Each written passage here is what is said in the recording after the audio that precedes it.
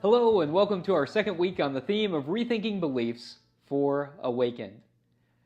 I bet that if you were to go and ask people what the most essential Christian beliefs are, one of the most common answers would be a belief in the afterlife.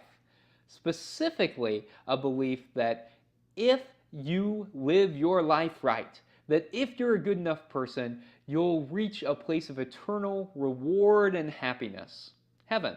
And that if you live your life wrongly, if you're a bad person, you'll reach a different kind of place, a place of eternal suffering, damnation, and punishment, hell. The whole problem with this is that it's not really biblical, particularly the notion of hell. And this week we need to rethink the entire concept of hell because it is not biblical. I myself am a bit agnostic about the whole concept of the afterlife, meaning that I just don't know if there is one or not. And if there is, I don't think we as human beings have an understanding of what that will be like. I really resonate with the words of theologian Marcus Borg, who has said, "Is there an afterlife? And if so, what will it be like?" I don't have a clue. But I am confident that the God who has buoyed us in life will buoy us in death. We die into God. What more that means, I do not know, but that is all I need to know. That really resonates with me because I recognize that it is in God's hands and I can't control it. What I can control is my responses to situations in the here and now. So I choose to live my life as if there isn't an afterlife, as if this is what I've got in the here and now, and that works for me. Something different might work for you, but one thing that I can say for sure is that I don't think an afterlife will look like mansions in the sky if we're good and eternal punishment if we're bad. I think it's also incredibly important to say that the concept of hell simply is not in the Bible. Ancient Judaism did not believe in an afterlife. Most first century Jewish folks, like Jesus and his followers, would not have believed in an afterlife, and Jews today don't believe in an afterlife. That means that Jesus almost certainly was not talking about an afterlife whenever he was preaching. He certainly was not talking about a place of eternal damnation and punishment. But you may say, didn't Jesus talk about hell? Well, not really. What Jesus talked about was a literal place called Gehenna, which is translated into English as hell, but was not this place of eternal suffering after you die. Gehenna was a literal place outside the walls of Jerusalem. It was strongly associated in first century Judaism with pagan child sacrifice, where children may have been burned at the altar. It was a place that was thought of as the worst place you could be, a place where you were distant from God. Some scholars also argue that there may have been trash from Jerusalem burned there as well. It's difficult to say, but it's a place that was associated with fire in those two ways, and it was thought to be a place where you were separated from God. When Jesus talks about being in Gehenna, he is using a mental image for the worst place that people in his context would have been able to think about. A place that literally felt like you were separated from God. And so Jesus uses this as a way to get people to understand what it is like to be separated from God, to not embrace the values of the reign of God, love, compassion, kindness, forgiveness, that if we don't embrace those things, it's like living in Gehenna. It is like creating a Gehenna on earth, when we are called to create the reign of God on earth, in which peace reigns and justice for those on the margins is supreme. I think that a lot of times folks latch on to the notion of hell in particular because it helps to reinforce behavior, which is why churches have liked the idea of hell, and it provides a sense of retribution for those whom we might consider our enemy.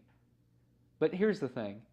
Jesus told us to love our enemies, to work for reconciliation and forgiveness, recognizing that that's not always possible, but Jesus called us to love absolutely everybody, not to wish eternal suffering on them. That, in fact, is Gehenna in and of itself, because we are called to reform our hearts to radical love. The Christian spiritual practice is to desire happiness for ourselves and for others, which leads us to this week's spiritual practice. I invite you to go through this spiritual practice with me, to find a quiet place to be, perhaps a sacred space for you, but a quiet place where you can engage in a bit of meditation. And so I encourage you to place your feet flat on the floor, as I will do now, perhaps to fold your hands and place them in your lap, sit in a comfortable position, and to begin breathing meditation. Centering yourself and breathing in and out. Breathe in and out. And let all thoughts fade away as you focus simply on your breath.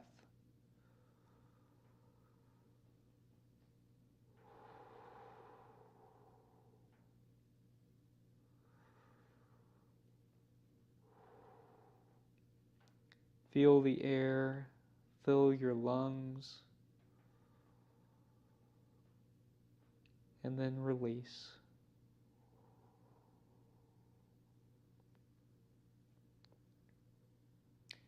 And as you come to a place of centeredness,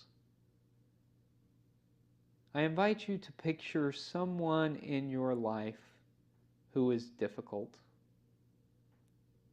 Perhaps not someone who has caused you major harm, but someone who is difficult to be around, someone who challenges you to love. Focus on that person. Think about how it is that they have made you feel. And acknowledge those feelings perhaps of hurt, or of sadness, or of anger.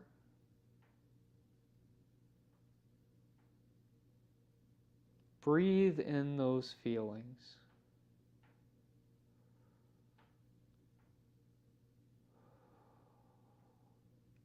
Breathe in those feelings and try to exhale feelings of forgiveness and peace. Breathe in the feelings of hurt and sadness, pain, and out forgiveness and peace.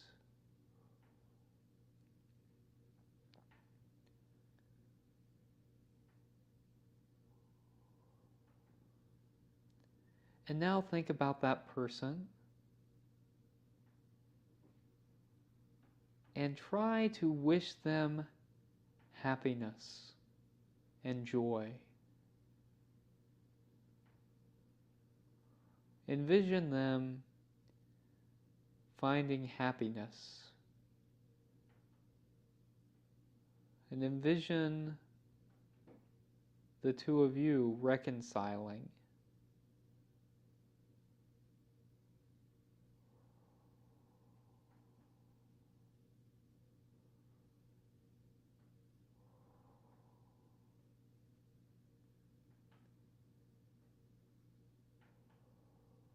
return to your breath. In and out. In and out. And return to this space. And note how you feel. As you engage in this practice this week, try to do this more than just right now, and perhaps spend a bit more time in meditation, allowing yourself to sit with your feelings, and to spend extended time imagining joy for another person. As I said, perhaps not with someone who has deeply wronged you. That may be something that you need to deal with in a different way, but someone who is difficult in your life. It may be that that reconciliation never happens, but practicing compassion, picturing joy, and really centering on loving even one's enemy can be incredibly powerful for our souls. Reconciliation may never actually happen, but it is powerful. I am thinking of a time when I had a neighbor who was particularly difficult in my life, and we just never really got along. And I started practicing this wishing of compassion for her. And it helped me to understand all that was going on in her life, the struggles that she was going through that led her to be a difficult person for me in my life. And though we never became fast friends, we were able to reach a point where we got along because I was able to extend compassion towards her in a way that I wasn't before I began this practice. The Christian life calls us to wish reconciliation and forgiveness for this world, and not just to wish it, but to really practice it, and certainly to practice loving even our enemies. May this spiritual practice be meaningful to you this week as you let go of the idea of hell and practice loving even your enemies. May it be so.